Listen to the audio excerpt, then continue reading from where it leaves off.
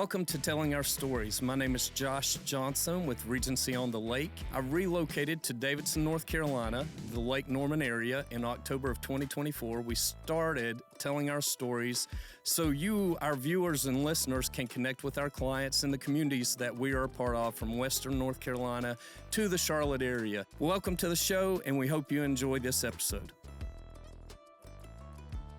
Hello, my name is Josh Johnson with Telling Our Stories, and I am here today with Sharon Hirsch, and she is the president and CEO of Positive Childhood Alliance, North Carolina. Yes, ma'am. And April is Child Abuse Prevention Month. Yes, ma'am. And the reason I kind of wanted to do this podcast is because I always say a house is not a home without the people in it. And people consist of families, That's right. which consist of children. And children are a very important part of our communities that we live in. And I think, obviously, this deserves time and some, kind of a highlight on it and some reflection as well. And you being the expert, Sharon, I was pleased when we got introduced by a mutual acquaintance, Yes. Shannon Parker. Yes. And she introduced us and we had a conversation. And just for our viewers, as always, this is raw, unplanned. I mean, we do have a few notes with us, but Sharon and I are meeting for the first time today. So, Sharon, if you want to, I know what home is to me, and home is supposed to be a safe place. It's probably supposed to be the safest place, not only for us as individuals, but if we're a family, our children. Absolutely. And, children get overlooked a lot, especially this day and age, I feel. Myself being a father, myself of a 19-year-old and a 15-year-old, our schedules are so, what's the word, busy, hectic. Hectic, yes. Our Scheduled. our attention is pulled in several directions. And I can say for myself, honestly, I'm not always present when I should be present. And when I say present, that doesn't mean that I'm not there physically, but like all in, sometimes I'm unattached, if that makes sense. Absolutely. But if you want to kind of introduce yourself a little bit, Sure. and then, kind of give us your thoughts about what you do and what you think home is and what we can learn about this whole situation, children in particular, and what you do. Well, thank you. Thank you for the opportunity Yes, to be here. So I've worked in the health and human services system in North Carolina for over 30 years. And I've been at Positive Childhood Alliance about 10. We used to be Prevent Child Abuse North Carolina, and we rebranded a couple of years ago because we really want to change the conversation in North Carolina about what families need for kids to grow up healthy, safe, and thriving with hope for the future. And we've been talking about it wrong. Okay. We've been talking about trauma and risk and harm and not what we want to see. And so we're instead focusing on positive childhoods and what we need to do to build those. Okay. So to me, home is about having safety and security, feeling a sense of belonging, feeling safe and loved in your home. And it doesn't have to be your birth family. And it definitely needs to be not just at home, but in the community that we're living in. Correct. That parents don't parent by themselves. That's the truth. It really does take a village, and it's not fair for us to think that parents can do it by themselves. And those that are trying to are the ones that are really stressed out and where the harm can happen when people don't have the support that they need. Yeah. So it's just, to me, the most important thing is that we're all living connected and in community, that's what makes homes safer and healthier. Okay. And you mentioned positive childhood experiences. Myself, thinking back to my childhood, I obviously know what I would consider as that. You in your role, and obviously you are way more educated and knowledgeable in this than I am. Can you explain positive childhood experiences a little bit? Sure. Positive childhood experiences are the foundational things that make us healthy and safe for the rest of our lives. And we didn't even know that positive childhood experiences were a thing that was really, really important for us to pay attention to until the last 10 years. So this is new science. For the last 30 years, we've known about ACEs, or adverse childhood experiences, which are they're 10 things that the CDC and Kaiser Permanente started studying about 30 years ago. Things like all the forms of child abuse and neglect, physical, emotional, and sexual abuse, Mm-hmm. but also include substance abuse or domestic violence in the home, or separation of children from their families and their parents, particularly through divorce Mm-hmm. or the death of a parent, or even entering foster care, and found there was a literal dose response relationship Mm-hmm. between the number of adverse experiences someone has and their lifelong health and well being. So, the more bad things that have happened to you, you're more likely as an adult to develop heart disease, Okay. depression, cancer. And there's a literal dose response relationship. Well, now the science is really exciting because we've always known you can mitigate that. And that's not your destiny if you have good experiences. But now we know the more positive experiences, the more healthy you're going to be across the lifespan. They both mitigate the adverse things, Mm-hmm. but more importantly, they're the foundation Okay. of what it takes for us to live a healthy life for the rest of our lives. And the founder of some science around this called the HOPE framework, which I just love the name, Mm-hmm. and it stands for healthy outcomes from positive experiences. Okay. He says positive experiences are the food, not the medicine. That they're not the intervention, they're that foundational. Okay. And they're things like having more than two adults in your life that care deeply about you that Mm-hmm. aren't your parents. Okay. It's feeling a sense of belonging in high school. It's having a network of friends. It's things like participating in community tradition and family traditions. So it can be as simple as Friday night pizza night Mm-hmm. or what you do every year during the holidays. Having those kind of foundational experiences over and over again and feeling connected Mm-hmm. to your community literally gets under our skin Mm-hmm. in developing our immune systems and helps children's brains grow. That's awesome. Yeah. And I mean, that is kind of, what I've seen. Obviously, I Hmm. love the state of North Hmm. Carolina. Me It too. is home for me. And I think it contains and, embodies so many positive things Hmm. that lead to these, That's what you right. just outcomes that you just described. And I mean, like Davidson, I'll take for Right. granted. I mean, it's a college town. Hmm. The students there, some of them have host families, Hmm. not their parents, Uh-huh. families that are local to Davidson that, Hmm. work with the college. That's I awesome. mean, they participate in the community. Hmm. But, although we still have a lot of that positive stuff in North Carolina, Hmm. there is room for improvement. Absolutely. Yeah. And I mean, I can speak, I'm also very familiar with the western part of Mm-hmm. the state. I mean, that's where I was born and raised. Hmm. We have an office there as well. And I mean, again, you said it's not so much the negative stuff that we need to focus on, though, it's the positive Hmm. things. And as a outsider looking Hmm. in on this, sometimes you think it's economic It issues is. or, whatnot. And I'm not sure if that's totally it always, but, you know, it, I have experienced that more Hmm. so in the high country region Hmm. than I have like Hmm. the Charlotte area. But although there are, pockets of Hmm. different economic, Right. stability levels here in the Charlotte market as well.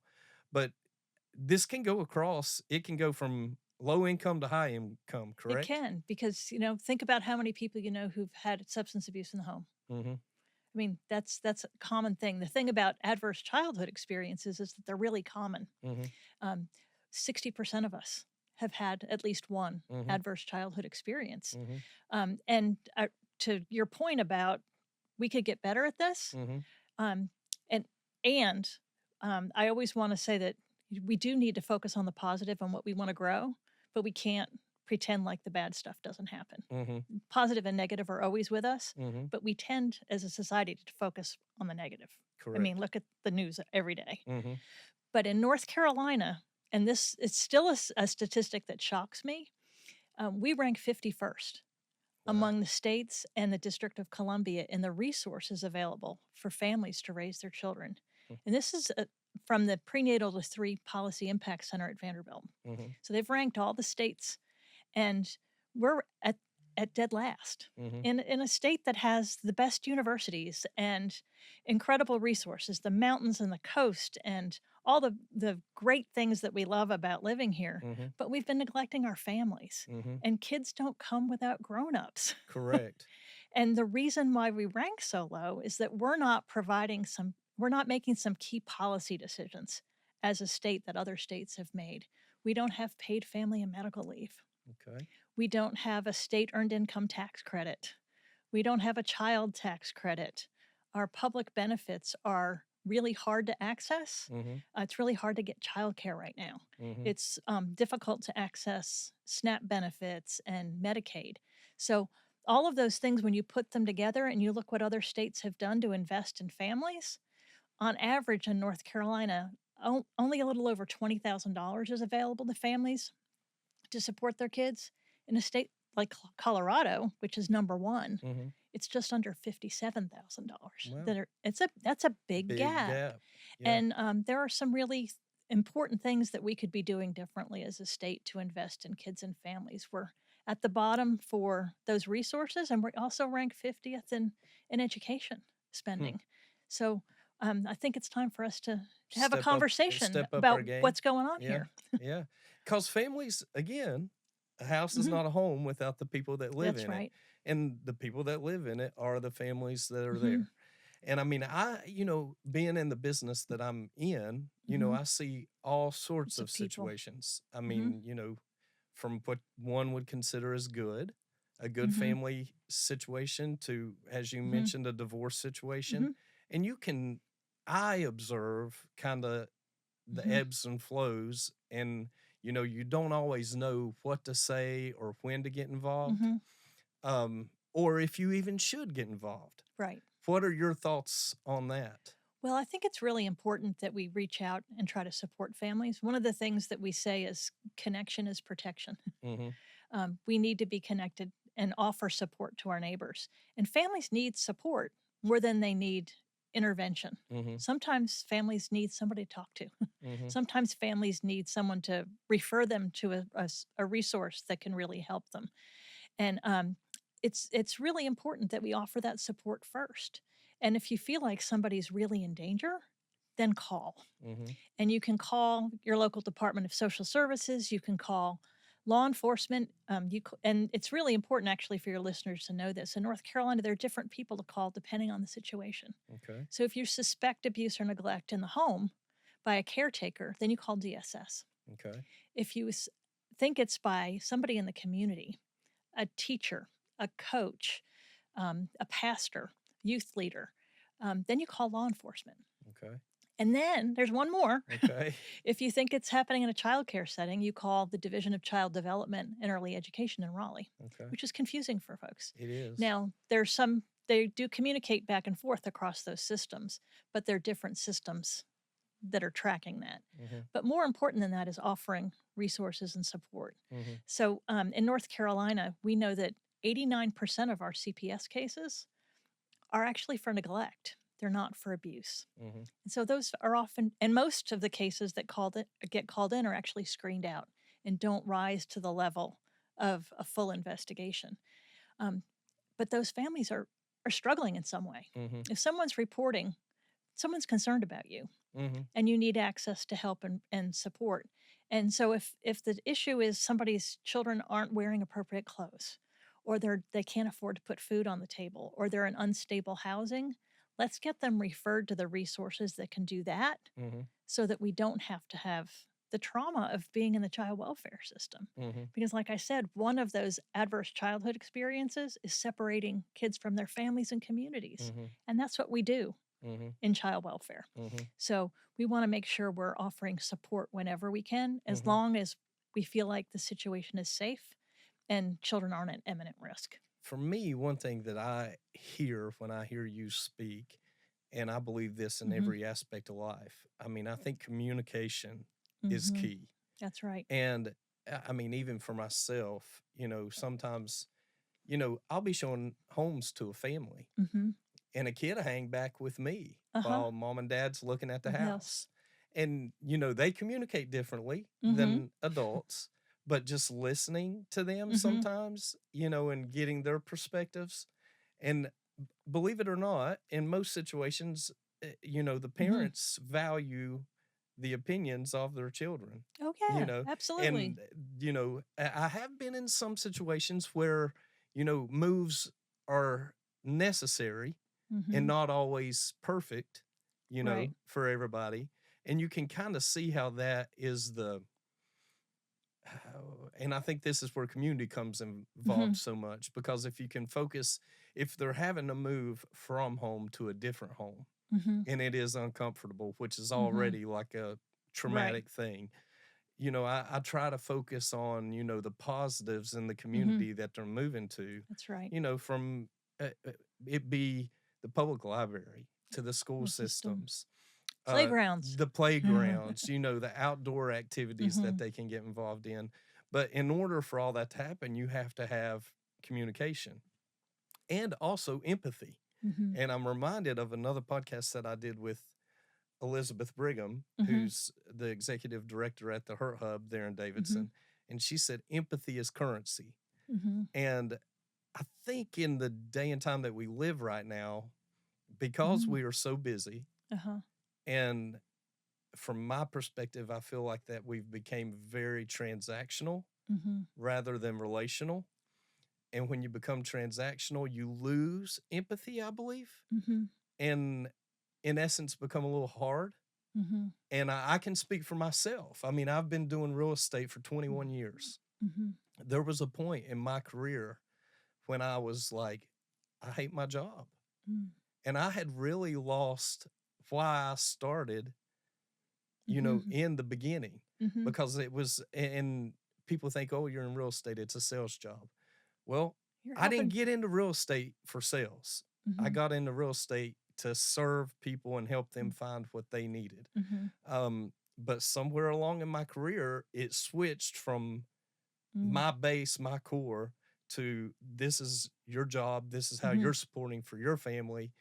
And that Mhm. dried me out, honestly. I mean, it Mhm. sucked the life out of me.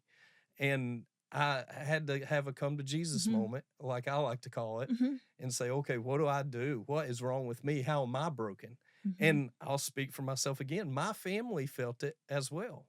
My Mhm. children felt it. Mhm. My wife felt it. They were like, you've got to change. I Mhm. mean, you're not happy. Like, Yeah. you're not enjoying life, and therefore it's rubbing off on us. Mhm. Oh, So, yeah. which is a It's true. negative childhood experience. I Yeah. mean, even my youngest child, he was very clear about it. Hmm. And you have to get back to the core, to your core, and say, Mhm. what do I exist for? I think, Mhm. and Yeah. I mean, I try to, like, I've found my joy again, and it's like serving Mhm. people rather than being transactional. Well, if you help people find their home, Yeah, and that's oh, huge. it is huge, and I mean, it's seeing, we always you read these cheesy real Mhm. estate lines like "dreams for sale" or Mhm. whatever. Mhm. I mean, we call that puffing in the real estate world, uh, but in all reality, I mean, you are hoping that you are helping Helping. somebody reach their dream. Mhm. Whether it be a home or a piece of land for them to go Mhm. camp on and fish on and ride four Yes. wheelers or whatnot. Uh-huh. But, that's kind of what I've had to get back to, more so than this is Mhm. all about providing for your family, work, Mhm. and we all have to work. That's the Oh, truth, yeah. right? I mean, but if you lose why you do it, and I think that can be said even as a parent. I mean, why did you have children? I've Mhm. questioned that Mhm. myself. I mean, Mhm. because children are hard. I Oh, mean, yeah, and parenting is hard. yes, it is. And I mean, like you said, it takes a village Mhm. to raise a child. Yeah. And I've been fortunate enough with my children to have several folks outside of my Mhm. wife and I Mhm. to assist. I mean, from grandparents to Yes. coaches to teachers Yes. to community leaders. See, they had those Yeah. those those people that made a difference in their Oh, lives. yeah. And I mean, even bosses at Oh, jobs yes. that they've had. Mhm. If they were influenced solely by me, I'm afraid that they would not be the Mhm. full human that they're intended to be. Yeah, we say connections matter. Yeah, they do. And they really, really do. And it's Mhm. not just about like connections to get a job. Mhm. It's about relationships. Mhm. Um, we know that relationships are the foundation of children's brain development, Mhm. and that parents that have a strong network of relationships and connections also do a better job parenting Mhm. because they've got folks they can call on. Help. They've got people that they can vent with when things are getting Mhm. really hard. They've got people that they can say, "Did you do this? What did your kids do this? Mhm. What did you do? What worked for you?" Those kind of relationships and connections are just absolutely critical. Mhm. And one thing I've learned, and I've learned this recently, to be honest, because, the more open you are with your own story Hmm.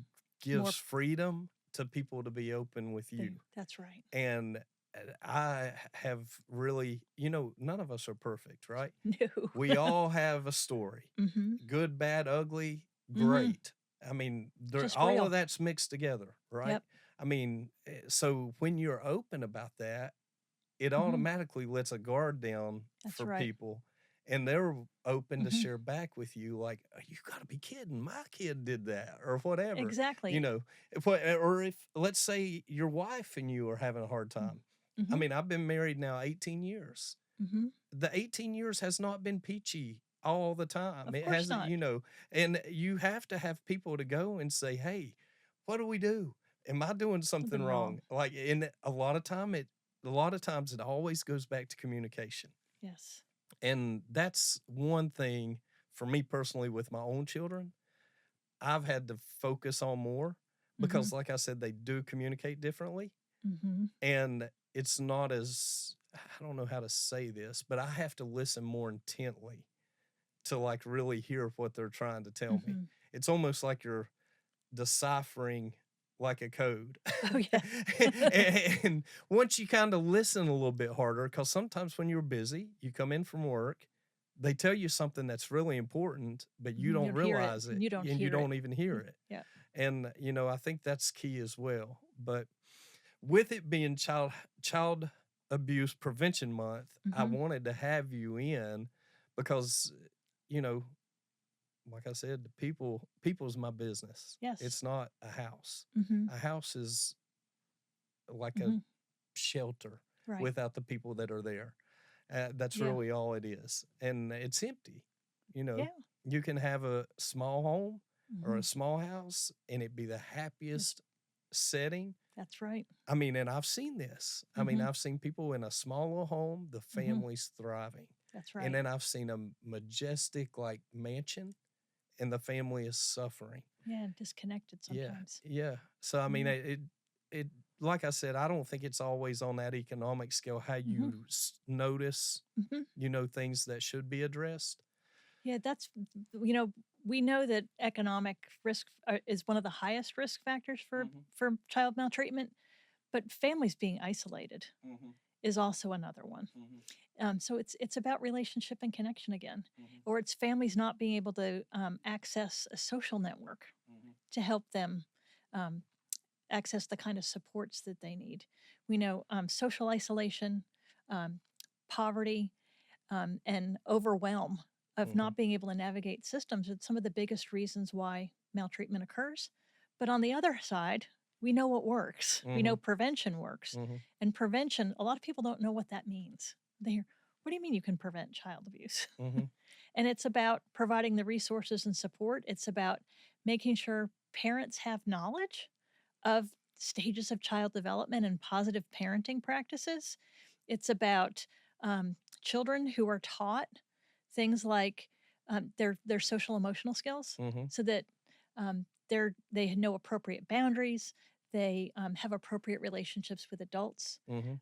Keeping them safe from sexual abuse can include things like making sure the organizations that are taking care of kids have safeguarding policies and practices, Mhm. but that children also are using the appropriate anatomical names for all of their private parts Mhm. rather than using play names. Mhm. It can be concrete supports, and it's parental resilience, parents who can bounce back. Mhm. Those are the kinds of things that we call protective factors Mhm. that, when they're in place, kids and families thrive. Mhm. And then when you have the community support behind it, and the relationships and connections that makes it even Everything strong. blossoms. Yeah. Yeah. And it you don't have to be rich Mm-hmm. to have those things happen, Mm-hmm. but you have to be rich in relationships Oh yeah. and rich in support. Okay.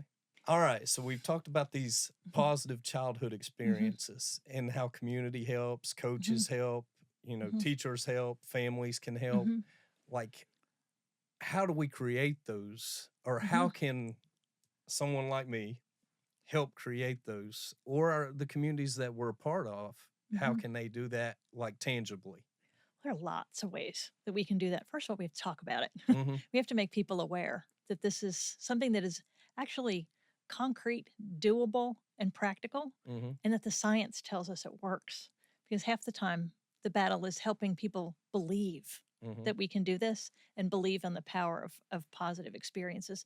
Then we think about where do we interact with kids? And what systems and organizations can we support in our community? So, in our schools, are we making sure we have good safeguarding policies? If you're a member of your PTA, Mm-hmm. asking the principal, do you have safeguarding policies and practices here? If not, let's help you get them. Mm-hmm. And you can find out how to do that on our website. Mm-hmm. We have a whole toolkit about that. You can be volunteering to read books to kids at schools. You can be supporting your public library. You support your food bank and clothing closets. Mm-hmm. You can do so many things. You can support scouting. You can get kids involved in sports. All of those things that many families talk about every day, Mm-hmm. giving those opportunities to kids who maybe not have those opportunities that our kids had, Mm-hmm. are the ways that we promote positive experiences. Mm-hmm. And then it's asking parents, how's it going? Mm-hmm. What do you need? Mm-hmm. Um, I mean, it's got to be hard raising three kids under the age of five. Mm-hmm. Um, what can we do to help you? Mm-hmm. Or can my kids play with your kids? Mm-hmm. It's not rocket Oh science, yeah. but it's being deliberate and intentional Uh-huh. and saying, I want to make a difference. Now, if you think about it on a big policy level, Mm-hmm. there are lots of things we can do. Mm-hmm. We've got big elections coming up this Mm-hmm. year with midterms, and we've got school board races, and we've got county commissioner and city council races all across North Carolina. Mm-hmm. We need to ask our candidates, Mm-hmm. what's on your platform to support families?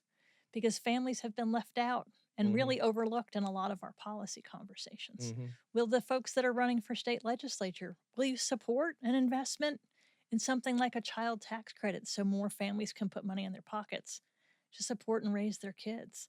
Because it's expensive out there It right is. now. It's It's very really expensive. expensive. I Mm-hmm. mean, even middle class families are really struggling Struggling. because food is expensive, gas prices are higher, housing costs have skyrocketed. Mm-hmm. So, what can we be doing on a policy level and ask policymakers as they're running for office? What are you doing for kids and families? Mm-hmm. Not just what are you doing for business, because we're number one in In business business, but we're 51st in resources to for support families. families. So, the conversations can be as simple as supporting your neighbor down the street and as big as getting involved civically in both electing good leaders Mm-hmm. and being involved in your community as a scout leader or a coach for your kids' sports team. All of those things Mm-hmm. are supporting positive childhoods. All right. And you mentioned your website. Hmm. What is that actual website It, for it folks that are listening? Sure. It's positivechildhoodalliancenc.org. Okay.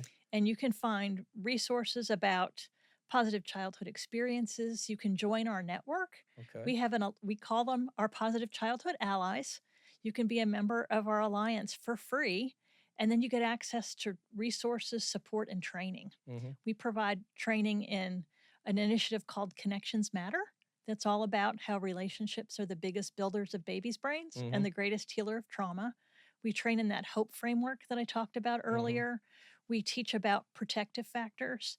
And we have, for folks that are working directly in the field supporting families, we support folks that are delivering parenting education programs that are evidence based and help them get access to the training and then coaching so that they can deliver them well.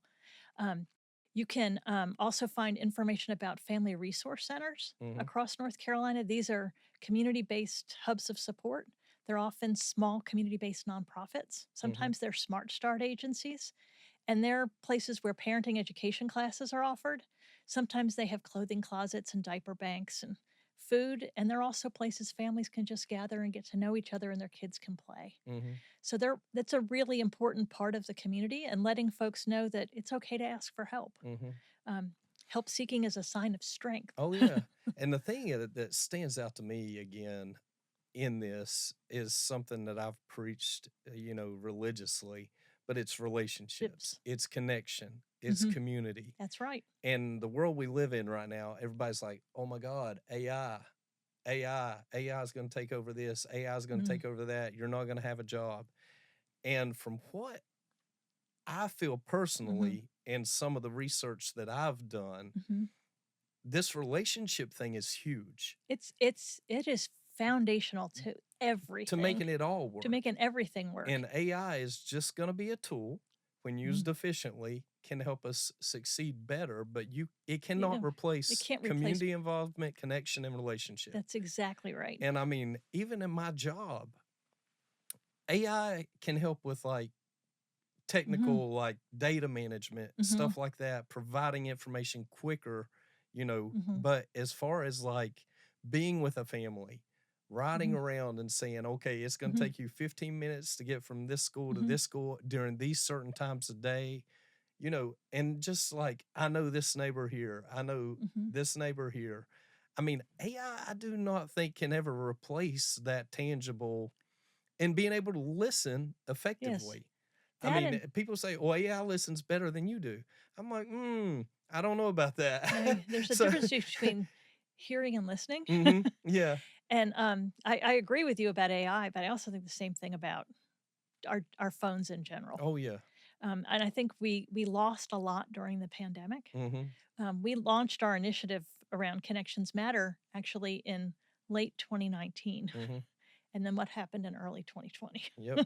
We shut everything down. Mhm, And the primary messaging initially was stay socially distant. mhm, And I was yelling from the rooftops, particularly to our friends that work in the Department of Health and Human Services, please don't say that. mhm, Say physically distant, mhm, socially connected. mhm. The social connections are just absolutely critical. And I worry so much, especially about our The littles, children. the really, I mean, the kindergartners and the first graders that had first grade and kindergarten on Zoom. Mhm. I mean, their social skills Are lacking. are lacking, and our teenager social skills are lacking because they had so many years Mhm, where they were going to school online mhm, and they weren't interacting with real people. mhm. And I think it's still a problem. It I is. mean, we've seen some lawsuits recently Mhm. around how social media has impacted children's mental health, and the antidote to that is connection. Correct. It's relationship, and then, like we said, connection is protection. Mhm. When people are connected to other people, it's harder to be isolated and have bad things happen to folks when you're Correct. seeing them and you're talking to them and you have a relationship. Mhm, It just it's it's at the essence of who we are as human beings mhm, to stay connected. mhm, And we've got to do more to be intentional about that, particularly with our young people. mhm. They're they're not learning. I mean, to me, I mean, I when I was a teenager, I was afraid to call people on the phone. But Mhm. now young people do not call anybody They on the phone. text. They text, Mhm, or and they're commenting on Instagram, but they're mhm. not actually having a really deep conversation with anybody. Yeah. And it shows up in interviews in the workplace too. And that's why we say to businesses that they have a role to play in this too. Mhm, I was actually at the Family Forward North Carolina Summit on Wednesday, and that was all about family friendly workplace policies and what businesses can do to support families because every single employee is a member of a family. mhm, And at different ages and stages, things like paid family and medical leave matter mhm, because it matters, of course, for folks when babies are born, mhm, but it also matters. You could have a spouse that gets sick. mhm, You can have a child that gets sick. You can have elderly parents that need help and mhm. support. All across the age spectrum, we need some of that workplace flexibility Yeah. and on-site childcare or childcare subsidies. All those kinds of things matter for the next generation of the workforce, and so employers need to be paying attention to these things too and have a role to play. Yeah. And I'm reminded of another podcast I actually Hmm. did with Bob McKillop, and you Hmm. mentioned the phones. Hmm. And he made the comment that he thinks that it's killed imagination, Mm, which was interesting to that is me interesting. because I mean, he's, Hall of Fame Mhm, basketball coach. He's like, mhm, when I grew up as a kid, I would imagine playing against such mhm, and such, this player, right. that player. And in my brain, I'm like trying to figure out how Mhm, I would move and how I would mm, score or how I would defend that mhm, particular player. And he said nowadays it's all statistical mm. and AI generated, and you're out there with a bunch of cones and you follow all this data Wow. rather than using your imagination. And you can put that in life. I mean, my kids, Oh, I yeah. grew up where mom would put you out on a Saturday morning, Mhm. when the I sun did came too. up, lock the door, right? I did too. See you when the street light comes on, you know? Yes. And we rode bikes, we were outside, Me we too. were in the woods, in the creek, Yes. swimming in the pond, whatever, right? Yep. Nowadays, like That to doesn't get happen. my children outside, it's a task. I mean, we Yeah. have had to cut the phones off and say, "Hey, phones go off at 9 o'clock." Period. Well, and being outdoors Hmm. is a place to foster those positive childhood Yeah. experiences. Um, So your I think parks and you're rec is just another way to that's get right. involved in your communities. That's right. Your arts Yes. centers. I mean, Yes. I think of the Kane Center and Mhm. you know, the programs they offer during the Mhm. summer months for the children. I mean, and I think it's good for your kids to get away from you. I Oh mean, I yeah. can speak as a parent. Like, I don't want my kids with me all the time, and they don't want Mhm. to be with me all the time. Yes. And they get those other, as you call them, Mhm. PCEs, right? Yep. Positive childhood Experiences. experiences through being involved in the community. That's right. And, sometimes as a parent, it's tough to let them go. You go through these different Mhm. age Mhm. cycles, but I think you got to let them go. Well, you do, and it fosters their sense of self Hmm. and their ability to do things on their own and develop their own confidence. Hmm. If you do everything for your kids, you're not helping your kids. But if you set appropriate boundaries and are clear about where they are and keeping them safe, then that's okay. Yeah. But doing things like putting your kids in summer camps um, helps them Get a break get from a break. us and Yes, and us get a and break break from from them them, and and develop PCEs. yeah, and Yeah. then and they develop relationships with their kids. Because if Mhm. you're going to put your kids in a summer camp, they are not going to be on their phones. Mhm. All right, Sharon, I think we've learned a lot. I know Mhm. I've learned a lot Good. today. And what I'm taking from it is positive over negative Yes. focus. Yes. Speak up if you have concerns. Yes. We know where to do that at now. Yes. And also, relationship is key and Mm. connection is key. That's right. And this is how we can make houses become homes That's right. in a not conventional way, Mhm. or a way that's been talked about a That's lot. right. But before we wrap it up, are you Mhm. ready for some quick fire? I am. All right, I wrote down a couple things. Okay. First one thing every parent should hear right now, right at this moment. You are doing okay, Oh. and ask for help. Okay, you are doing okay. I like that for myself. Yes. All right, the second one I had, one myth that you wish people would let go of. That child abuse is a bad parenting problem. It's really it's a support problem. It's a Okay. support, resource, and connection problem. And if we could solve that, we would reduce a whole lot of child maltreatment. All right. All right. I'm liking this. And the last one is one small action that makes a big difference. Reaching out and asking for help. Um, I ask for help when I need it, and everybody should be feel comfortable and secure in asking somebody else for help because it can make all the difference. All right.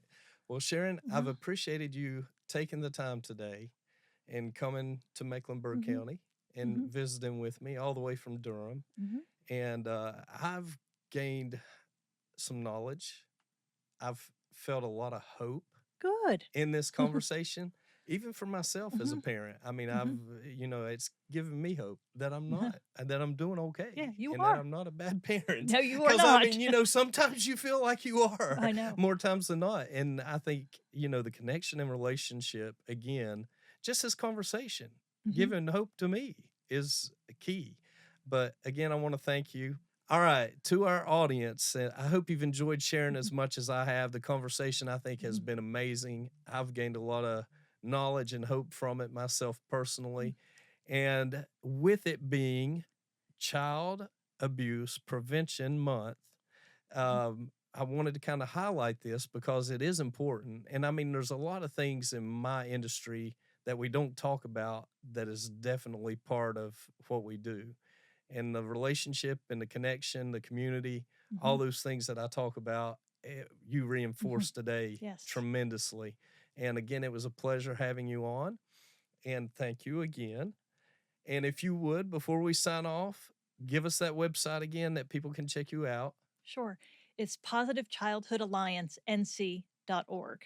All And right. thank you so much for having me and helping us spread the important, hopeful message that we can make a difference for kids Yes, and ma'am. families. I definitely, and everybody that is listening, again, parents, grandparents, I mean, take this to heart. I mean, I would say definitely like sit down with your kids more, Hmm. put the phones down, get involved in the communities, let go of your kids and let them get involved in the communities as well.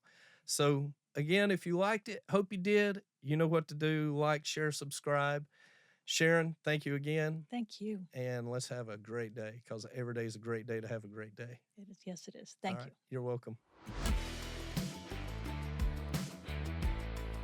Thanks for joining this episode of Telling Our Stories. We hope you enjoyed today's show and episode. Please feel free to share with somebody that you think may enjoy it. Also, like, subscribe, and share away. We've got more episodes coming in the future. Thanks again for joining us today.